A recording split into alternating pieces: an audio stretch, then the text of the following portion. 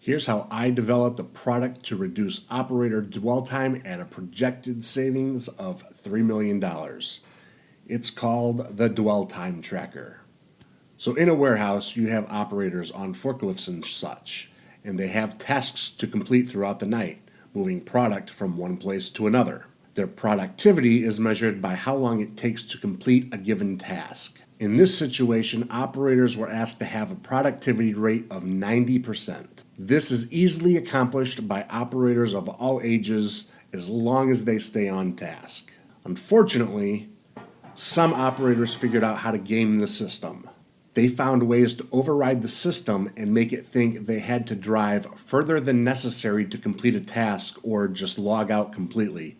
This allowed operators to spend more time not working while still appearing to meet the productivity rate of 90%. Supervisors, lead operators, and training leads were well aware of this problem. Their only way to combat this at the time was to painstakingly comb through the timestamps generated by the RF gun anytime an operator scanned a product or a location. This data couldn't be faked. However, manually going through the timestamps and looking for discrepancies for just one operator was time-consuming. Often there just wasn't time in the schedule to complete this. So when I came along and the process was explained to me, I said, how might we expedite this process? I suspected I could code something to automate parts of the process. Within 4 hours, I had a proof of concept working. It wasn't very sexy, but it calculated the time between timestamps and it called out the times those occurrences were greater than 10 minutes.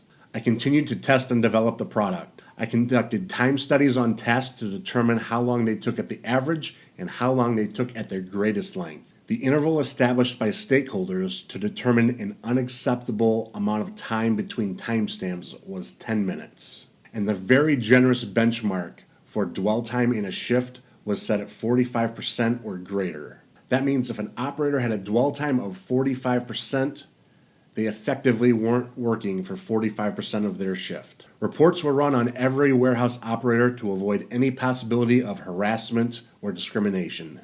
And to be perfectly clear, this wasn't about spending too much time in the restroom or at the vending machine. This was about discovering employees who were gone from their task for hours. In addition to using this tool to find operators who had high amounts of dwell time, this was also used to reward those employees that had exceptionally low levels of dwell time. There were dozens of iterations on the dwell time tracker over the months, each time adding new features and capabilities. Here's an example of a report. This employee had 9 unapproved occurrences where their dwell time exceeded 10 minutes. They were late to start the shift, and they were early to finish the shift. The total length of those occurrences added up to 3.39 hours, resulting in a dwell time of 47.36%. After months of tests, here's what we found. 6.25% of operators on a given day had an unacceptable amount of dwell time. 8.75% of all operators were repeat offenders, meaning they had unacceptable levels of dwell time 3 times a month or more. On average, 367.5 hours of non-productive wages were paid out every week. That's the equivalent of paying 9 people to do nothing. Non-productive hours led to scheduled overtime most Saturdays, working 10-hour shifts versus 8-hour shifts during the week, and a deficit in productivity that became difficult to overcome.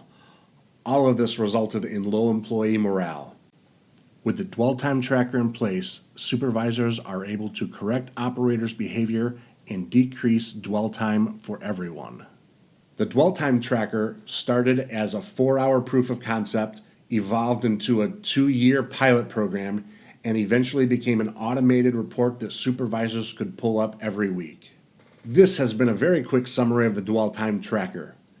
For more details, please visit neatkeen.com.